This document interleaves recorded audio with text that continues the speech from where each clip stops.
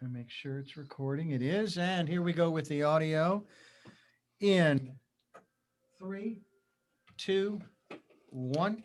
You're live. Welcome to the Jeremiah Show. Hey, Dr. D, how you doing? Doing very well. Off screen here Off today. screen, off camera, up to mischief, as we said. That's right. Somewhere over there in the sound booth. Mhm. Mike Gormley has done it again. He's bringing us such a special, oh man, an impressive, That's the reason I'm not there, talented. because he wouldn't let me in. So, because this is his, This is his this deal. is his show, This and is his deal. I'm burning time, so I'm going to get in and out real quick. But yeah, he's done it again. He's brought us Arno Lucas, and it's so amazing to have him on the show today. I feel so honored to have him on the Jeremiah Show today. It's the Mike Gormley Show. He brings us behind the scenes, takes us behind the scenes, introduces us to legendary musicians in the industry, and gives us a little peek into their world and what has made them so great over the years. You all know him. I'm going to let Michael, you're in trouble. Mike Gormley. I'm going to Mike Gormley do the intro for Arno, but it was trouble when my mother would call me Michael. I don't think I've ever called you Michael. I don't know where that came from. That's okay. But Mike Gormley, when you're called Michael, you're either at the DMV or in court somewhere. Yeah, and you're standing tall at attention. At least you say, please spell it correctly. What cell block will I be in? Head down. Yes, sir. Yes, Judge. Hey, Mike Gormley, you know him. He is a co-host of the show. Again, brings us great musicians. He is the founder of LA Personal Development, has worked with so many great artists over the year. He's a writer. He is been in the music business for, oh God, I hate to say this, Mike, but over 40 years, I believe. So. I think so. He's worked with everybody from the Police, Rod Stewart, Rush, Bangles, and I'm going to turn the show over to you, my friend, and let you spend an hour with Arno Lucas. And so glad to have you both on. Those are sweet words. Spend an hour with Arno Lucas. That sounds really good to me. Thank you, Arno, welcome. It's good to see you. It's also good to hear you musically, which will be happening throughout the show. I'll go in a little more in the introduction here, because it's a really short list I have here. Wait till you hear this list of people that Arno has worked with. Luther Vandross, Al Jarreau, Bette Midler, Jackson Browne, Don Henley, Michael Jackson, Shaka Khan, and the list goes on, but there are two of my favorites on here: India Ari and Joss Stone. Those are two of my favorites that you've worked with. But the list goes on page after page, and that's over a couple of decades, right? That's over. Yeah. About the same time that you got into business, I was also starting. And that began in Omaha, Nebraska. I was lucky enough to be one of the more popular bands in the Midwest at the time. And so at the age of 16, I was making enough money to basically have my own place. And, Your own club? No, actually, there was a really interesting thing that happened. And this is in the 60s. And you know how, touchy. But this guy, he was a DJ, as a matter of fact. His name was Sandy Jackson. And he opened up a place called Sandy's Escape. And this was a teenage nightclub. Top floor, bottom floor. One band on the top floor, one band on the bottom floor. And we used to play there a lot. And kids would come. No problem, no fights, nothing. And people would mix, and that was one of the places that over the weekends, a lot of kids would come. And so I was known in Omaha that way. And that led to, once I left that group and that group was over, excuse me, I just woke up. But I ended up in this group called Kraken. And Kraken, the original bass player was a guy named Bugsy Ma. He ended up getting a call from Albert Grossman up in Woodstock because Janis Joplin had just lost her bass player. So Albert Bugsy, Grossman, just for clarity, was a manager of Bob Dylan, Janis Joplin, Gordon Lightfoot, yeah, Peter, Paul and Mary, Todd Rundgren, Todd Rundgren, yeah. Foghat. Yeah. Yeah, he had his own label in his own town called Bearsville, right next door to Woodstock. Uh-huh.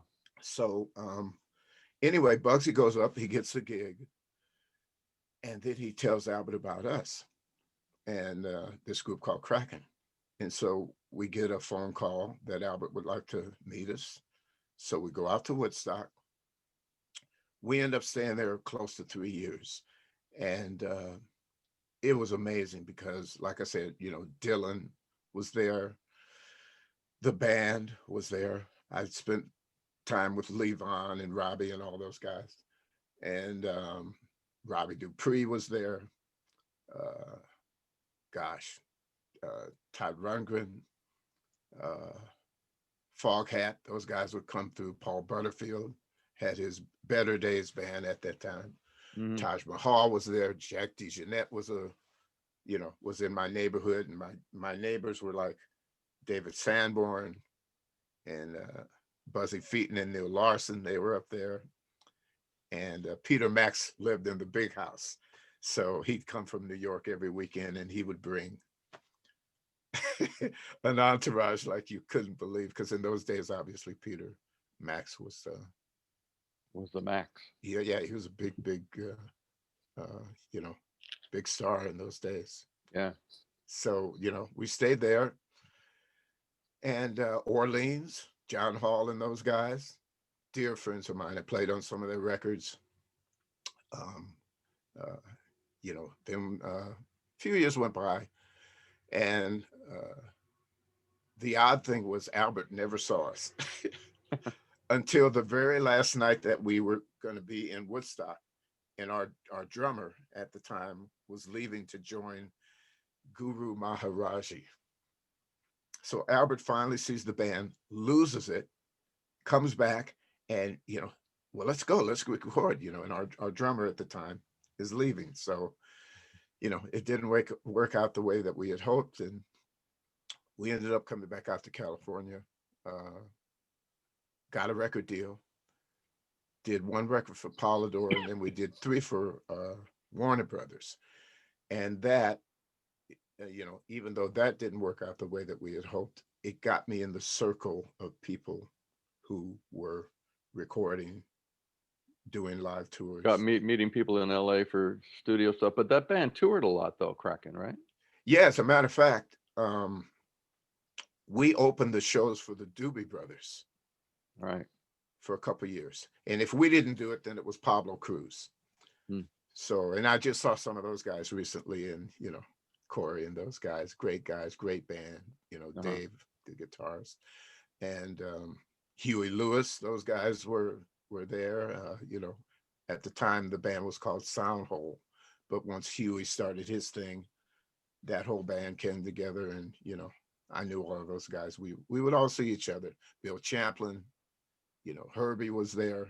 It was amazing. Sly, when we did our first record, Sly's we did it at Sausalito, so we're in one studio and Sly is right just across the hallway.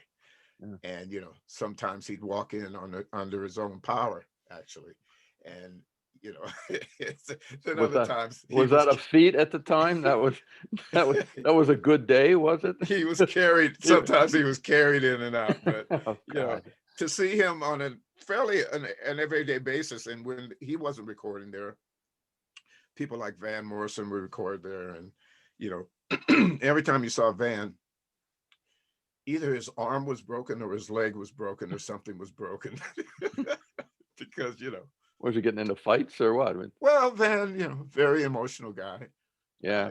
I can't say why or what the reasons were, but I won't go into my encounters with Van Morrison, but no, he's not. He's he is who he is, and that's right. But the guy's got he's got a gift. He's got a gift. You got to give him that.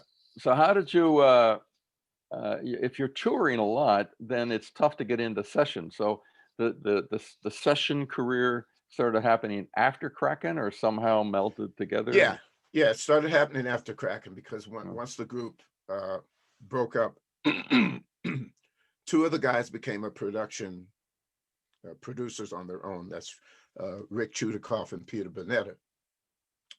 And they ended up producing Robbie Dupree and Kenny G, Patti LaBelle, Smokey Robinson. The only Grammy the Smokies ever won, if you can believe this, was a record that they did, a song called Just to See Her. And they did Michael Bolton. They did a lot of stuff. The New Edition we did together. I wrote a song, and we ended up getting it on their triple platinum selling Cool. record. So, but what happened was, the last producer we had for our group was Michael Omardian. So before that, it was Russ Todman. So, you know, I knew those guys. And once they knew I was available, they started using me on different things that they did. So, you know, Randy Newman and Ricky Lee Jones, and, you know, a group that Jay Graydon had put together with Victor Feldman and all the best musicians. You know, they did the theme to Beretta and all these different TV themes, you know. Yeah, so it wasn't the Wrecking Crew, but it was a version. It was Right, like that. right. Major players playing on major records. Yeah, but and they not- just made up a name, and, you know, Yeah, right. and That's then they funny. went, you know. And then which when is- they'd have a hit, somebody would have to form a band to put them on the road because there wasn't a band. Right, you know, because they were all studio guys, and at that time, you know, these guys were doing 2 or 3 sessions a day, you know, going from one studio, and, you know, you kind of pass each other in the hallway, and, hey man, how you doing, you know. Well, I want to get back to that a little bit, but the thing, what you're doing now is super. I mean, it's just amazing music that you're doing now, and it's Thank you. just getting started. It's a band called the Other Immigrants, and I wasn't saying that like I'm telling you. You know that. Yeah. But this is an interesting band. One guy lives in Paris, another guy, I've forgotten where they all are, but give us a little bit on the Other Immigrants and who's in it and Okay. what's going on, okay? Okay. And then and then I want to get back to some of the other past stuff because it's intriguing. Okay. Well, the last 11 years, I spent 6 months in Japan. What happened was I was coming back from doing, I think, a Jackson Browne hit, and I ran into a friend of mine in LAX. You know how hard that is, you know, because it's just so many people. And all of a sudden, I see this guy, and I just worked on a project with him.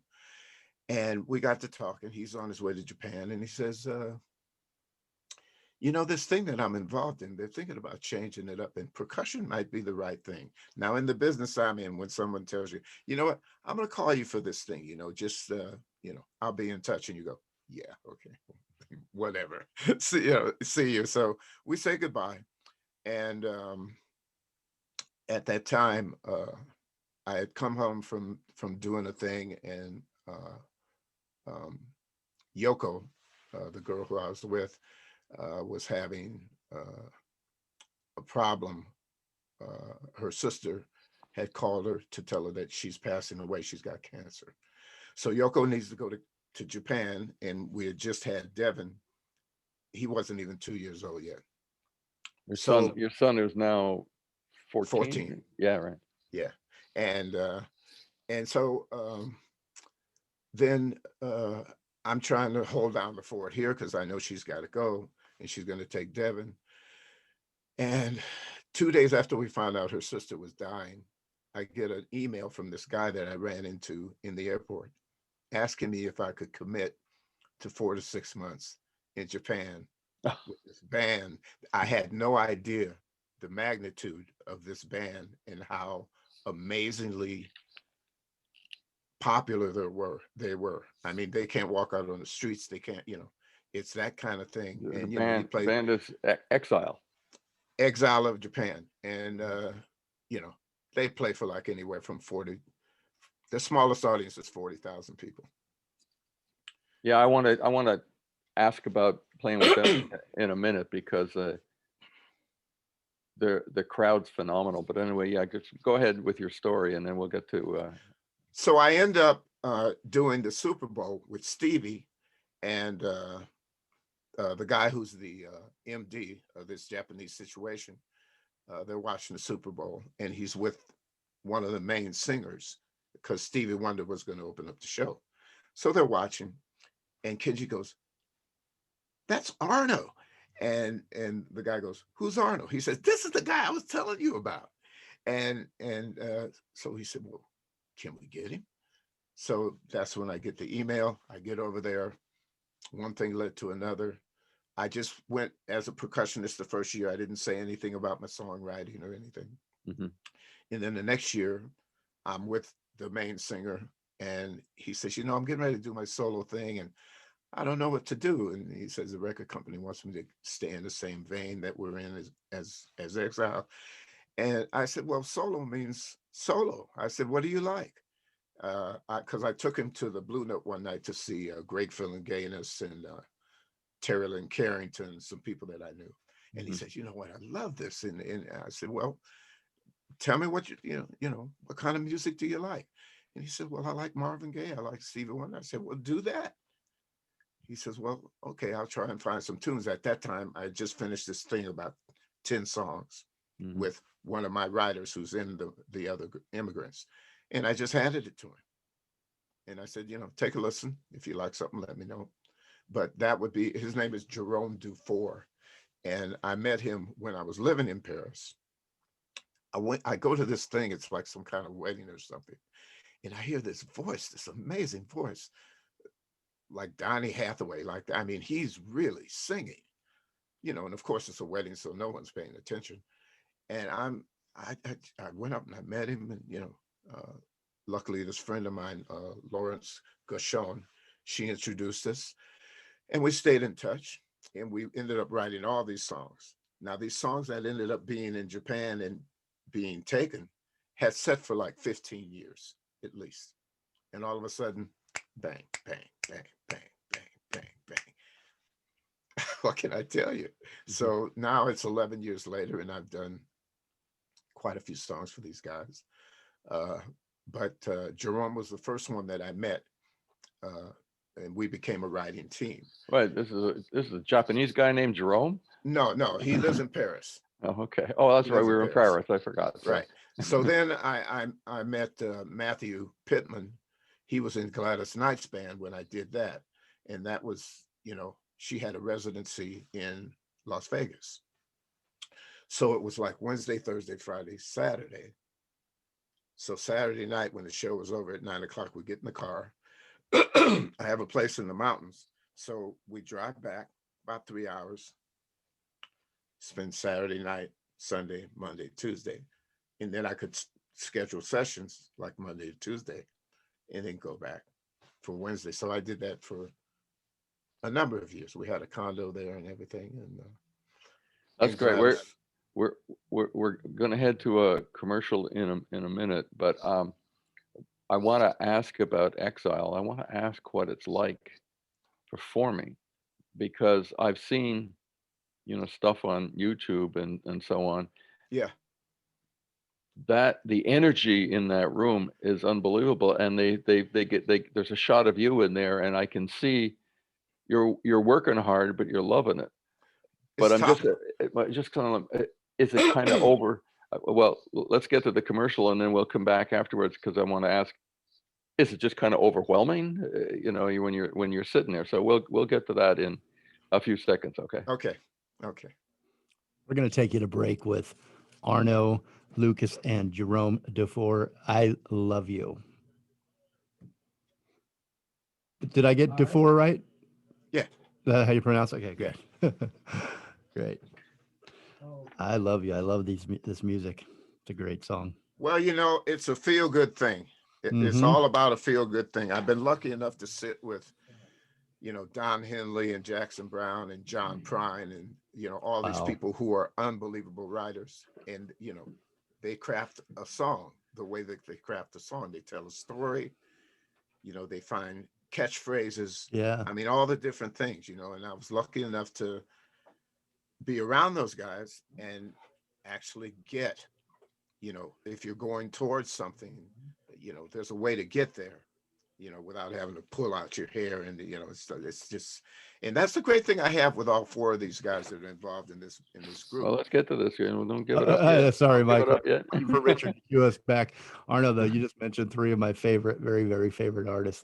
That's crazy. You work with them and play with them and added to their sound. Well, I've been able to How- cover how a lot beautiful. of territory in terms of the different genres, Mhm. whether it's smooth jazz. Yeah. Please forgive me for saying that, but We're ready.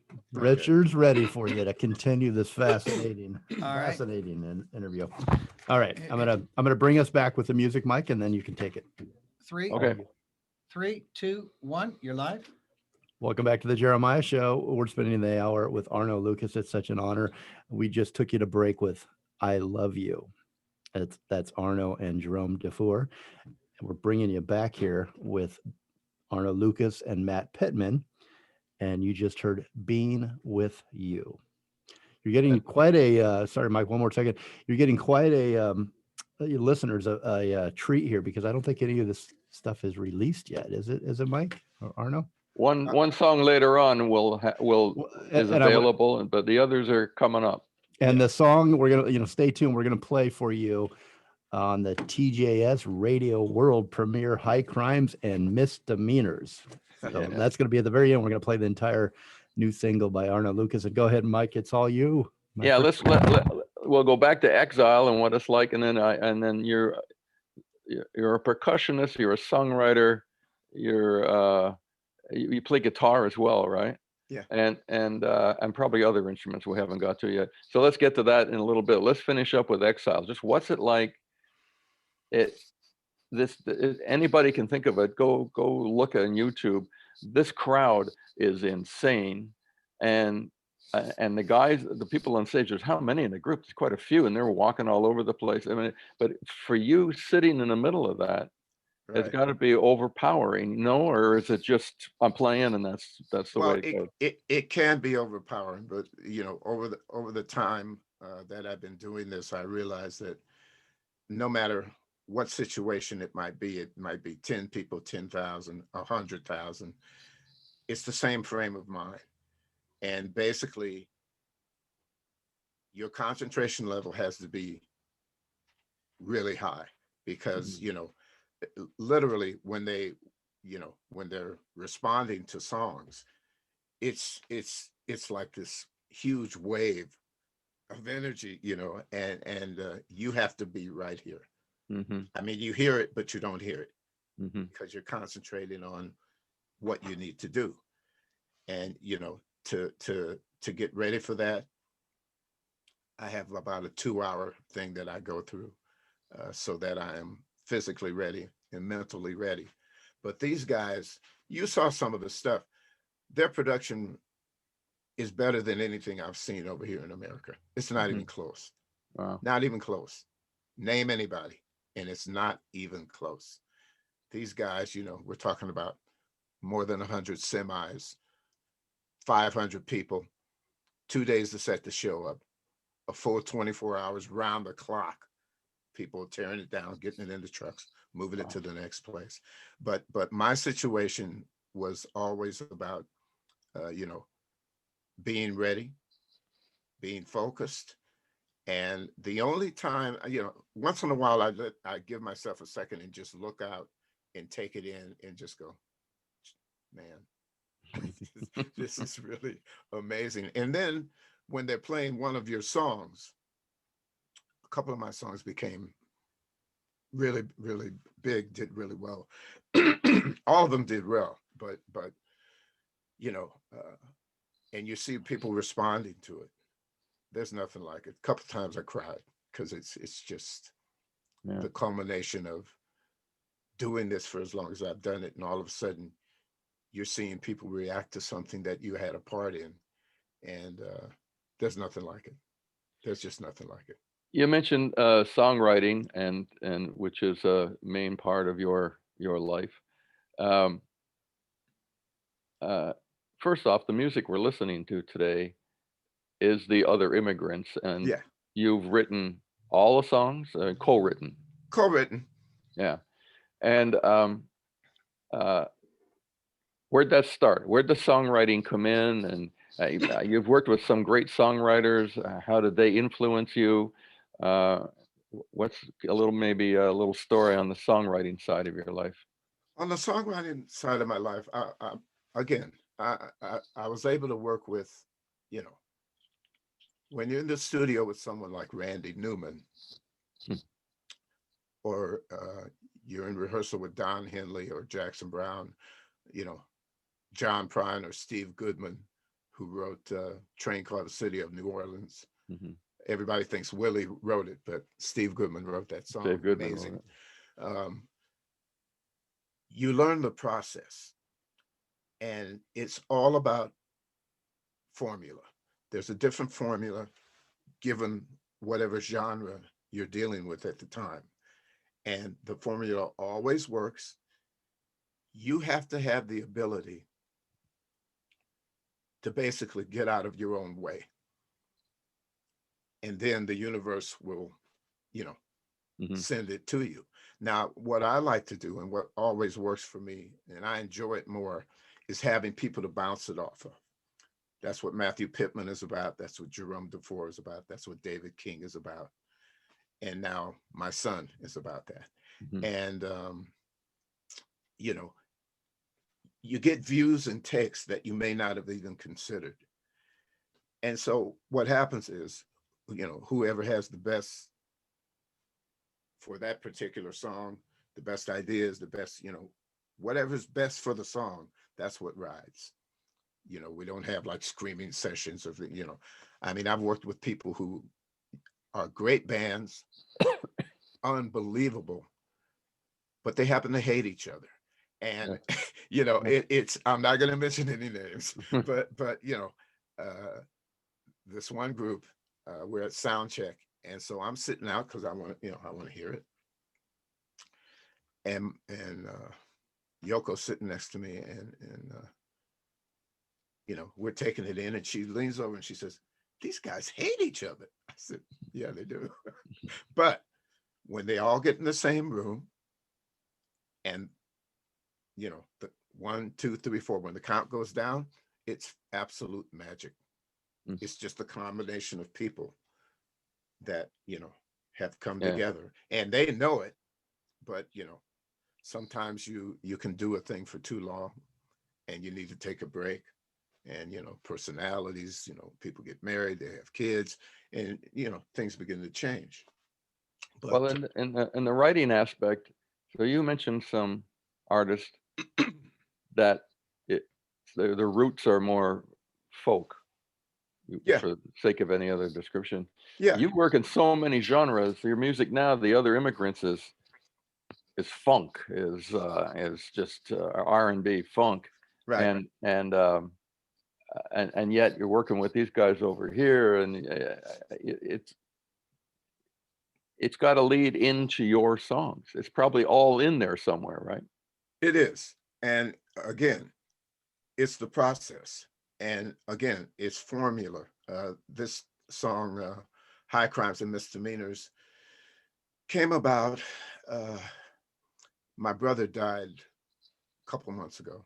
Mm. And then 3 days before that, 2 cousins passed away from the virus. Oh. And my mom, today, I spoke to my mom last night. She just tested negative. It's been Right. 30 days. She's been quarantined and Fantastic. you know, oxygen, the whole thing. Wow. And so, you know, that's a great thing. That's a great thing. But Fantastic. you know, we grew up in an era where we had Joan Baez and Bob Dylan and Richie Havens and Crosby, Stills and Nash, you know, Four Dead in Ohio, you know. Mm. From time to time, certain people would write protest songs. And that's basically what High Crimes and Misdemeanors is. I was waiting for someone to make a real statement. And Demi Lovato, she did a song, and somebody else did something, but not much. I mean, nobody was really Nobody was jumping out there. hammering this, Yeah. and this is, I mean, you're looking at 250,000 people dead. You know, uh, you can call it whatever you want, but uh, this has happened, and It's it's crime. horrible. It's Yeah. horrible, and the people who own this, uh, you know, some of them are in this country, and some of them are in China, and some, they are where they are, but it's here, and we have to deal with this. And I didn't hear anybody from the music community really, really making a statement. We're going to hear that song in a little bit later in the show.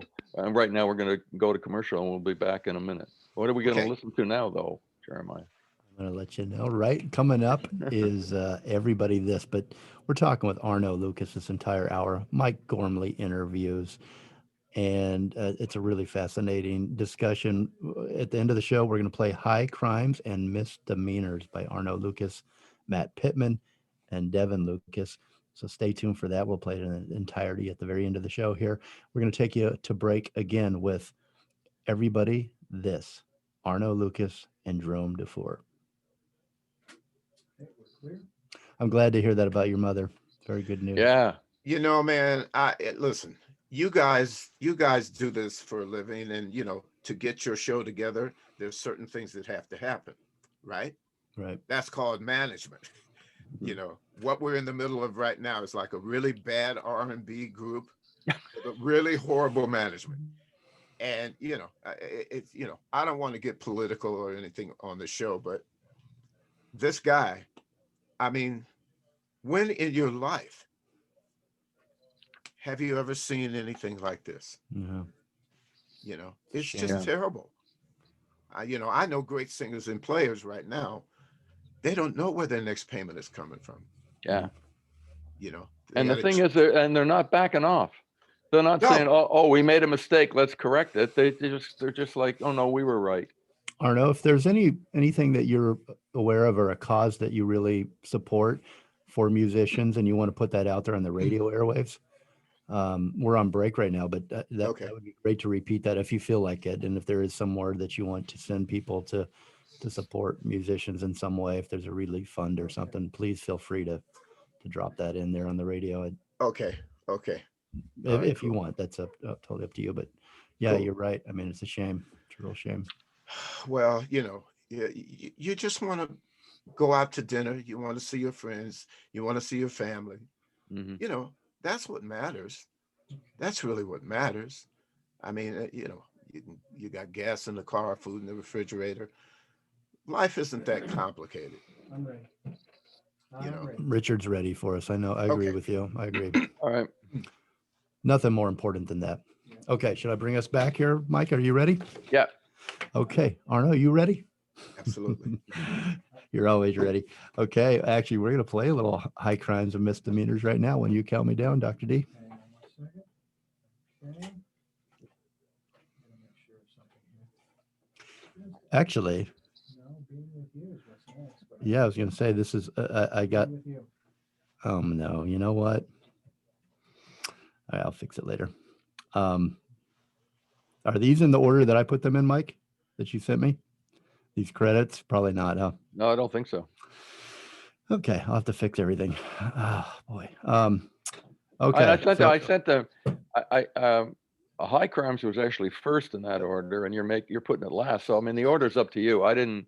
Yeah, It it's was- not the there were- order that the music's in the bed, but that's all right. I'll fix it. Let's not worry about it. I will. Okay. Let me go to my playlist here to make sure I get the order right.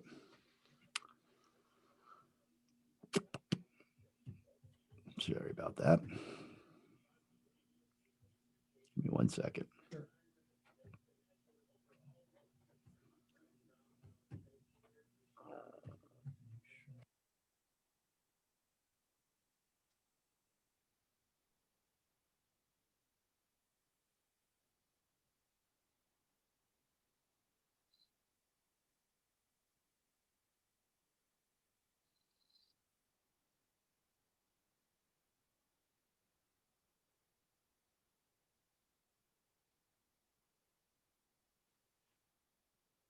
Yeah, I don't hear anything.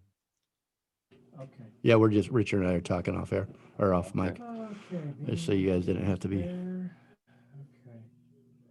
So I'm coming in from commercial break. This is our last commercial break, right? So it'd be song number 8. No, This is our this is our our second- 7. This is our, no, this is, 1, 2, 3, 4, this is 5 and 6. This 5 is and our third 6. segment, Okay, cool. third segment, and what we're coming back with, I'll tell you what I've got in the. Being with you.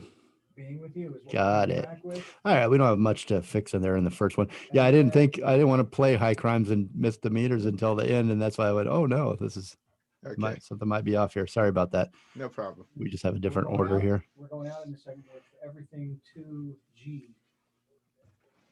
I don't know what that is, but that's all right. Okay, All so right. being with you. All right, being with you, make sure that that's set there, and 3, 2, 1, you're live. Welcome back to the Jeremiah Show. Mike Gormley interviews Arno Lucas this hour. We just brought you back in with Arno Lucas and Jerome Dufour Arno Lucas. Let me do that again. All right, stand by. Okay. Jeremiah? Yep. I mean, those are the guys who wrote it, but the band is the Other Immigrants. It's playing. Okay, so you want I'll do Other Immigrants, or do you want me to give Yeah.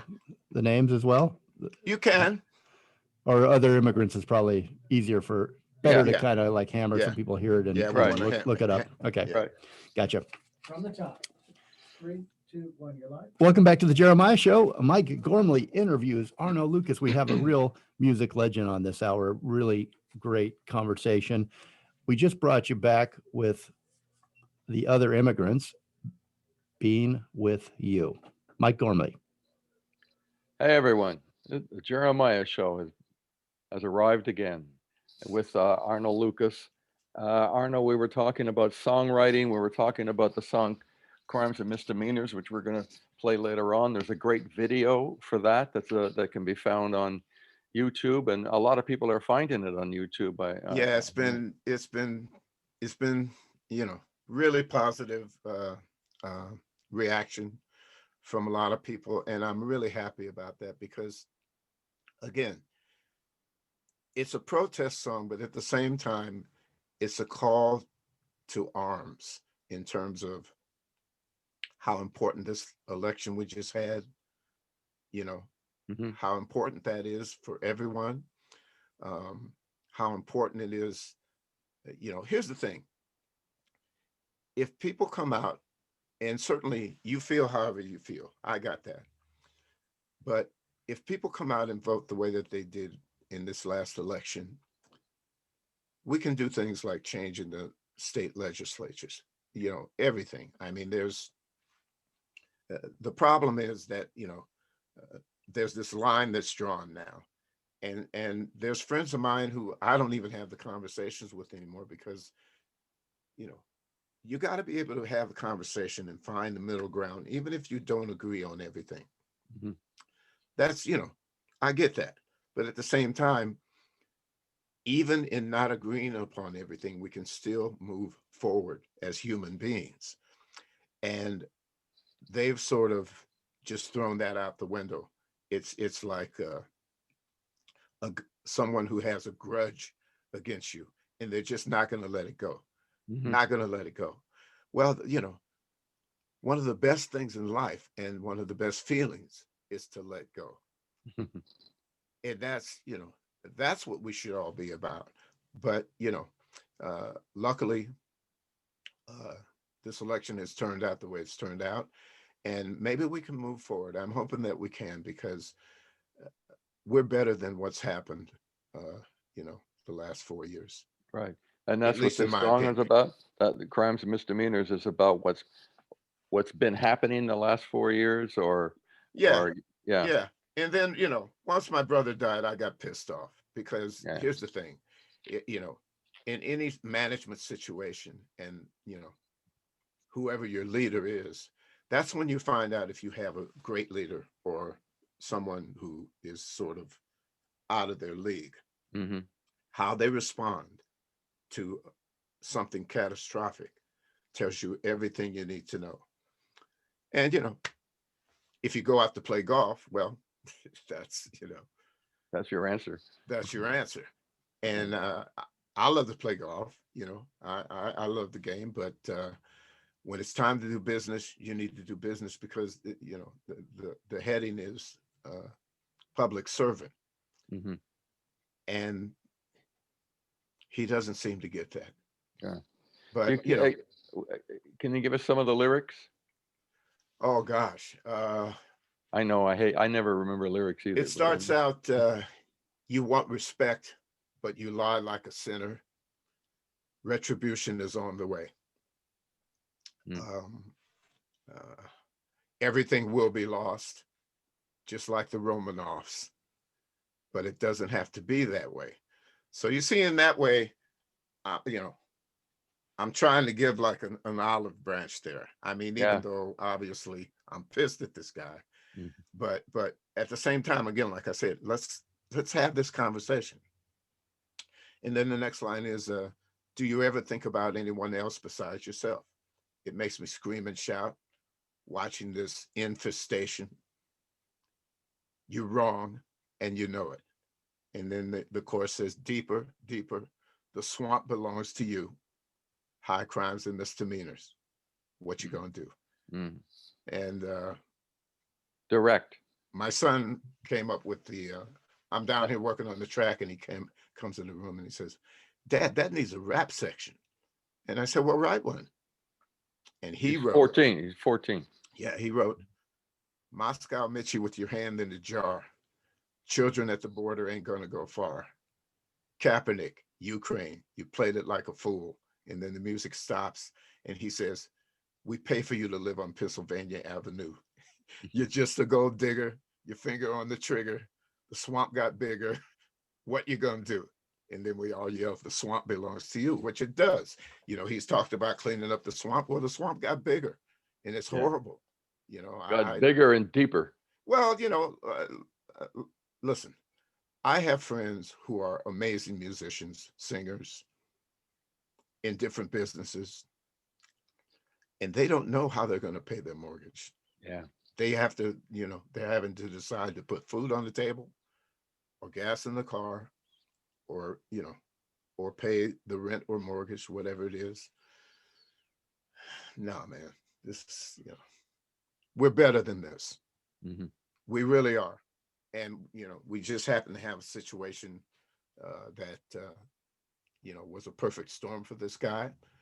He came in, and you know what? There's still time for him to do the right thing. But it's kind of hard to see that. Kind of hard to see that happen. Yeah. Well, listen, if you grow up with money, that's a great thing. God bless you. That's great. But at the same time, there are things that you can see after 4 years that, you can tell if a child is loved when they're growing up. Mm-hmm. You can tell if someone who is married is with the person that they're with just by seeing them together. Mm-hmm. You can tell all these things just by simply looking and listening. And I'm not sure if he's ever loved or been loved. That's me. But not according to his sister's book, he wasn't. Well, I read that book, and she dumped, but she's there firsthand. And you know what? After 4 years, nobody has to convince me that this guy needs to sit down and hug somebody and be hugged by somebody. Be hugged, yeah. And it shows. It shows. But again, so I just had to write the song. And the thing is, when you're writing, sometimes you really have to hammer it out. Most of this came all at once. Sometimes songs will come and it'll be coming so quickly, you can't really get everything down. You're going, okay, no, and so, then ended up getting a hold of Matthew and Jerome and David, and so it was shot in Japan, in Paris, in Texas, in California, and had a great editor. It's a good piece. we'll get to that song in a little bit. Right now, we got to take another break, but it won't be Okay. long. Okay. Hey, a couple ways real quick that you can support musicians right now in the time of the pandemic. Subscribe and engage with them. Go, on YouTube and all the different sites. But when you buy the music, buy actually from the musician. It goes direct to them and nowhere else. Bandcamp is also doing something pretty cool right now. They waived all their fees for purchasing from artists. Mhm. So the money goes directly to the artist, and pre-order the albums. Support the musicians by going to their websites and buying merch and stuff like that. You can really help these musicians that are having a hard time right now putting food on the table. We'll be right back after this quick break. Okay, this final segment. Okay, let me get the songs. Final segment already, man. It goes Final segment, but then you get to just go with no commercials. Yeah. Up till well, you know what? Give them 5 minutes of my time on the next show because I don't have a guest. Oh, On okay. mine, I'm going to do something for Save Restaurants. Oh, okay. All right. So Very give good. them 5 minutes of my time. We'll keep it short on mine. You got it. Let me just get the song in order real quick here. Okay. So we're coming in with this would be number 6. No, excuse me. Yeah, number 6. Number 7. Gotcha. Is it I Love that- You 3? I have a 3 behind it, but I didn't see it on I Love You. It's just I Love You, right? I've got a 3 though. Is it maybe a third version? I'm sure that might have been the third mix or something like Yeah, okay. But, And the but you've got I love you at the end of segment 1. no, Yeah. but I messed that was off order, so I have to redo those. Yeah, All right. sorry. Let's go down here, get started. So let me ask you something before we go. that. Okay. So we're coming back in final segment. Mhm. Yeah. After final segment, are you playing High Crimes and Misdemeanors in its entirety. in entirety? Yeah, And, yeah. and then we're talking some more after that because Arno, we've now when we're finished this segment, we're finished the radio segment, but the podcast gives us an extra 10, 15 minutes to If talk. you want it, yeah. Oh, yeah. cool. Yeah, Yeah. no, I'm Cool, good. cool. I'm good. All right. All right, here we go. In 3, 2, 1, you're live. Welcome back to the Jeremiah Show. Mike Gormley interviews Arno Lucas. We just brought you in with the Other Immigrants is I Love You. Great song. Mike? I love you. That's right to the point, isn't it? Yeah, well, listen, why beat around the bush? I mean, these are the things that are missing as far as I'm concerned these days. People don't say that enough. And,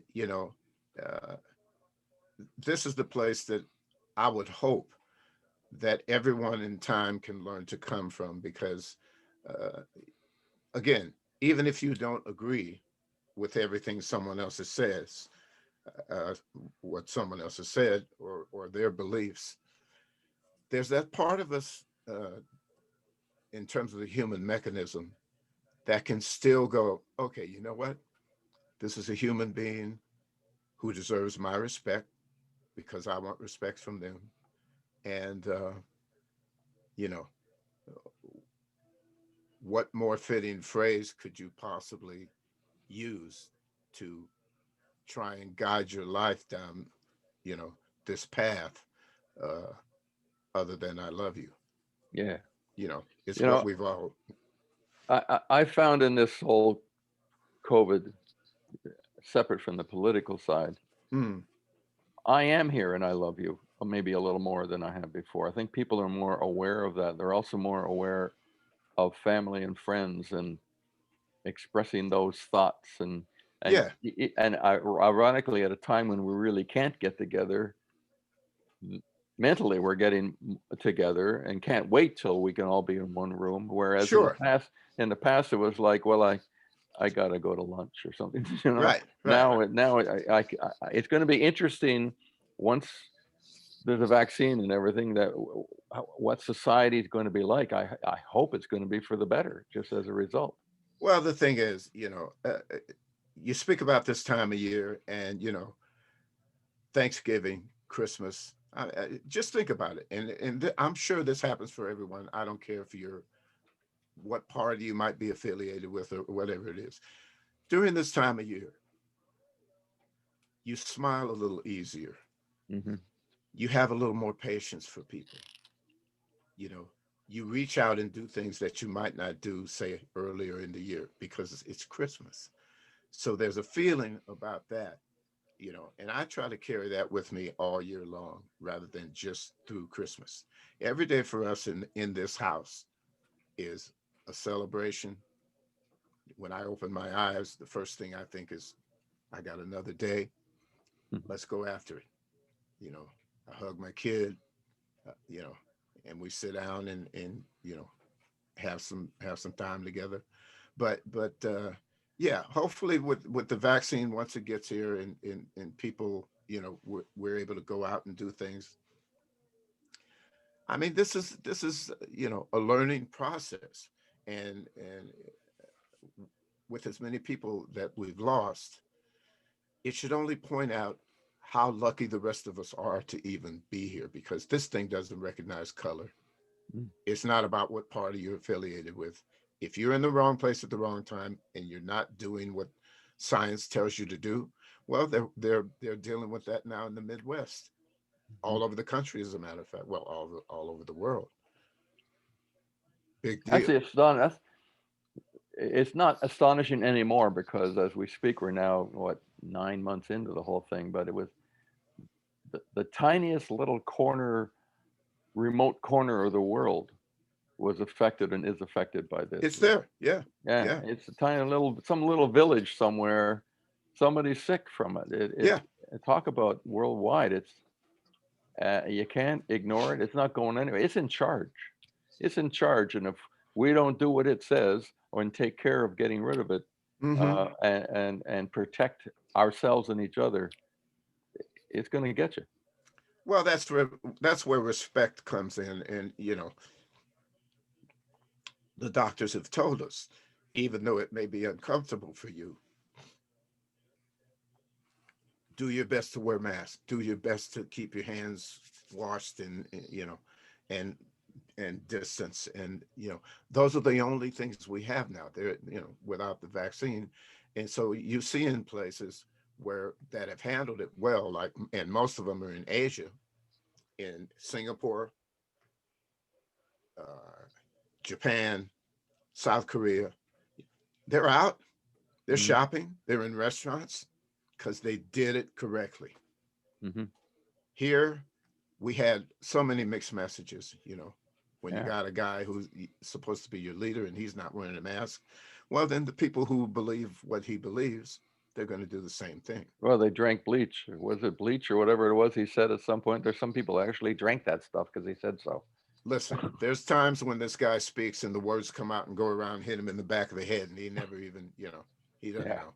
He doesn't know. But, you know, Um, the thing is, if you talk about discomfort, if you find a mask uncomfortable or staying in uncomfortable, try lying in a hospital bed with COVID. See how comfortable that is. yeah, no, I've seen it, and it's not pretty. And people, they don't know until they know. And the ones who are not accepting what is, you know, the scientists say to them.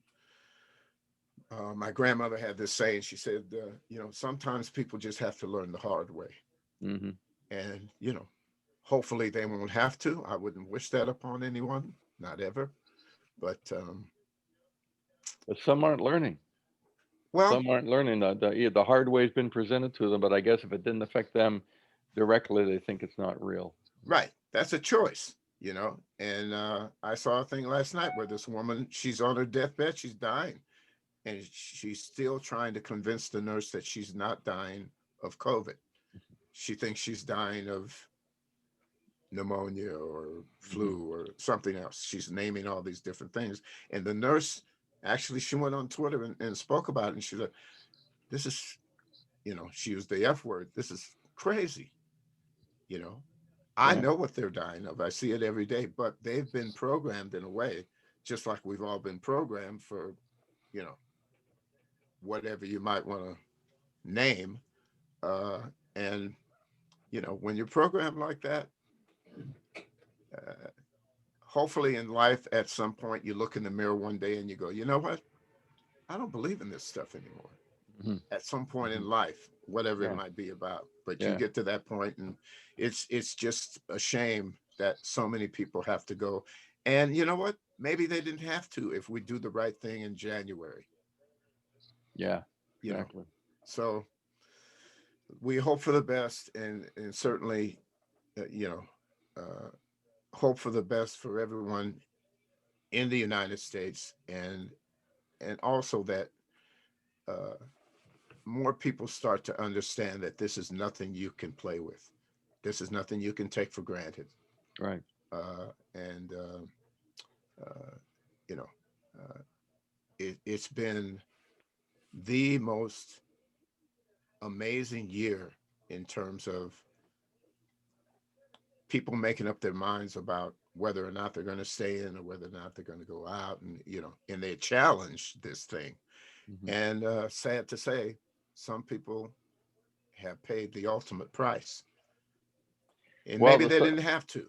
no, I don't think they had to, but uh, so we're going to go into the full version of high crimes, I was going to say, high crimes and misdemeanors, and listen to the words of this song. It's kind of an ironic song in that what it has to say is a little dark, but you can dance your ass off to it. Right. Well, that's I've gotten things from people, and they say, I listened to this 4 times, and actually the fourth time, I, as I'm listening to the words, I realize what it's about, and that's fine, but as long as they get it. But again, you know, we're painting a picture of what we feel the last 4 years has brought us, and it is dark, and but at the same time, our statement is about, okay, it may have come from China, it came from wherever it came from, but once it got here, it's your responsibility. Yeah. You own some of this, and uh, that's pretty much the statement. Well, we're gonna listen to the song, and we're gonna that's gonna take us out of the show. I want to thank you very much, and I want to thank Jeremiah for giving this opportunity. And I'm gonna hand it over to Jeremiah because, despite Arno, what you and I believe, it is his show. Ah, Oh, it's plus Arno. I promised I'm coming to Santa Barbara, and we'll We're get going together. to dinner, Arno. We're going to Absolutely. dinner. Let's go Let's do find it. Michelle Richard. Let's do. Oh man. Hey, I want to just give you my own personal thanks and tell you how grateful I am for you and for your music. It's some of the best soundtracks to my life so far, and I really appreciate you, and wanted to let you know that. And I appreciate your time. You could be making more music that I would be enjoying, but you spent the hour with us, with Mike Gormley, and it's been really a pleasure to have you on the show, Arno. Well, If I could, would you mind if we dedicated the show to your brother? absolutely. That would What be is your great. brother's name?